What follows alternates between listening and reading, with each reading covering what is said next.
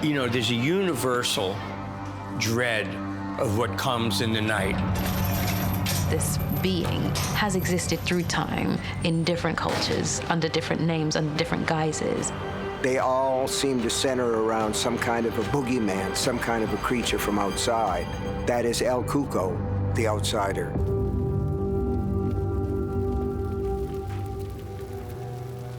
One of the characteristics of this creature is that he also feeds off grief and chaos.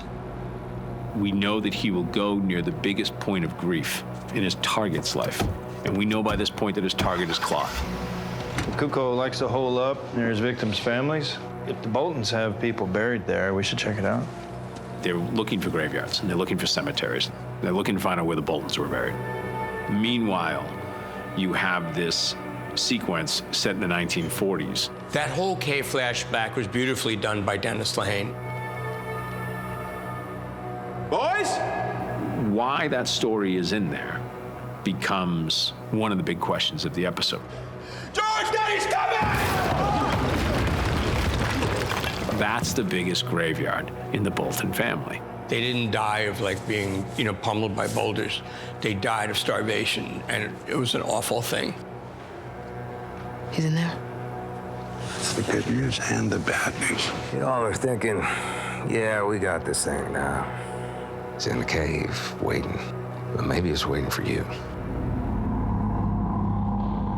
The time for philosophical discussions, the time for Hamlet is over. I wanted Nine to literally just reach out and grab the viewer by the throat and hold them.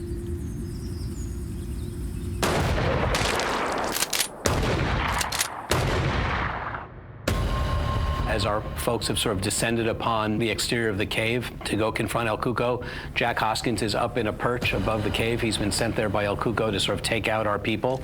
We spend about a good 10, 12 minutes in a massive shootout. And at the end, Jack Hoskins becomes a mass murderer. There was an emotional scene. I mean, Andy gets killed, and Holly has to confront that grief and what happens. It's a huge one for her because of the size of the loss that she suffers. She ends up losing a lot. You have to watch her sort of figure out how to deal with that. No. Whilst realizing that the reason she's feeling that way is because she was in love.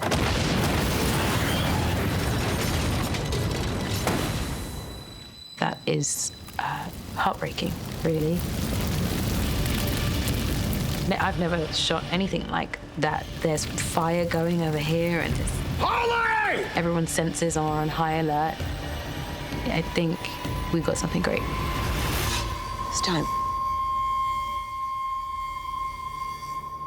When we finally confront the creature, unlike a lot of Stephen King characters, he doesn't explode into something, phantasmagorical, but in fact, is conversational. Watch your step coming in. In the cave, he's speaking to them. Cuco was filled with confidence, arrogance. It's very slippery. Stay close to the walls in case you need to grab onto something. She sees that the person is fearing falling. Something can happen when they fall, which means he can die. He can be killed. And you must be the lovely Miss Holly. Claude doesn't know your last name, but he thinks about you all the time. It's Gibney. He wonders how Holly so easily believed in him. El Cuco seems to recognize that Holly has been a believer all along. It seems to be that he knows her a little more than others. What is your name? Oh, you know. Where did you come from? I don't remember. What is your nature? We're not very good at answering each other's questions, are we? He doesn't know anything about who he is, really. Am I part of a race? Or am I a singular, malevolent aberration? The real MacGuffin there, to use a Hitchcock term, was the idea that Ralph has his gun, but he can't shoot this thing because the echoes will bring down the cave. It's in very fragile shape. Will the real Claude Bolton please stand up? It's a strange thing that happens when you're underground for a really long time. Because it's cold, it's wet, it's damp, there's not very much light, you can't really see very much. This amazing ability that very few shows get to do, to go into a cave and shoot for a week and really shoot a cave for a cave. You know, it wasn't built on stage, it was all done practically. I just survived, just like you. Shut up. He's got an opportunity to say, here's this internal mandate, but at the end of the day, you're food. Why children? Because they taste the sweetest. Do you ever feel remorse for the egg that you've just eaten? Well, you're an egg to me. He's been in isolation basically his entire life, so it was about this sort of lonely being finally being able to explain himself. Paddy Considine was a really important choice. His ability as an actor to believably play a cold, calculating monster on one side and a meek, sort of down and out, kind of petty criminal on the other side. You needed an actor that could do both of those things.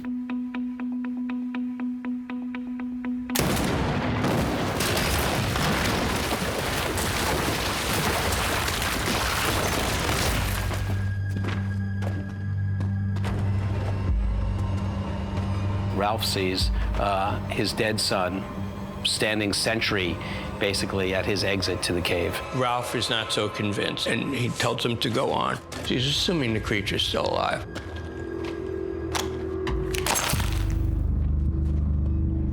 Always like that, when two genuine nemesis forces or get a chance to interact with each other.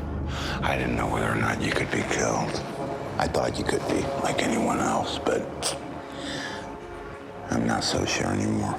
There's so much that we don't know about that entity. Sort of El Cuco morphs, and we see the faces of sort of all the people that El Cuco has been previously.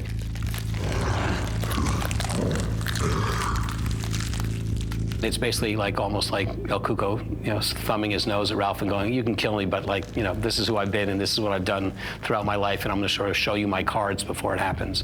And Ralph kind of ends it right in the middle of that transformation.